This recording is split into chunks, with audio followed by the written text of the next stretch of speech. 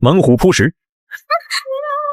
卧底高扫腿起身拍掌，转身后摆腿俯身躲闪，大力右摆拳侧身擒臂，过肩摔提膝顶腰，环臂锁紧，在被锁住的一瞬间才意识到独角金的恐怖之处比拿枪时还勇猛。身为顶级打手的千鹤发能否破解此招呢？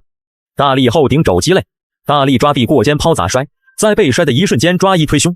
此招的目的是找到支撑点，落地弓桥撑。能破解此招足见独角金反应力惊人，身体柔韧灵活，擒臂下拉横扫肘。横扫肘也叫平肘，是一种横向攻击的肘法，是将力量集中于手肘一点，并全力击打在一个小区域内。肘过之处如刀割一般，时机成熟可做到一肘 KO 对手，腾空弹腿爆头。蓄力腾空飞身下劈腿，下劈腿乃从天而降，气运足根，全力劈砸。下劈腿需先将发力腿拉至最高点，随后以胯带腿迅速垂直向下劈砸，可产生超过250公斤的冲击力，足以踢断其肋骨。在这倒下的一瞬间，突然想到自己曾经搏杀僵尸王的场景，那叫一个威武霸气，可谓神挡杀神，魔挡杀魔，势不可挡。今天怎能再在一个凡人手中？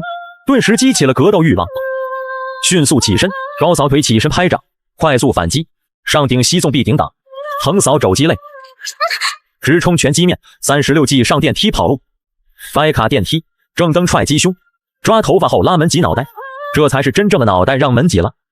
神龙摆尾爆头，神龙摆尾源自降龙18掌，具体完整版请仔细观看，只教一边。屏幕前的你学废了吗？此时的独角金越战越勇，转身后顶肘击腹，伏地转身低扫腿，腾空飞龙在天双脚踹。拥有降龙18掌的独角金可谓是势不可挡，打得千鹤发毫无还手之力。面对独角金的猛攻，千鹤发能否反败为胜呢？很显然，此刻的千鹤发已无力回天，后仰大力摆拳击面，千鹤发直接倒头就睡。这是经典电影《夏日福星》的一段打戏，不仅打戏精彩，剧情更加搞笑，快分享给你的好友观看吧。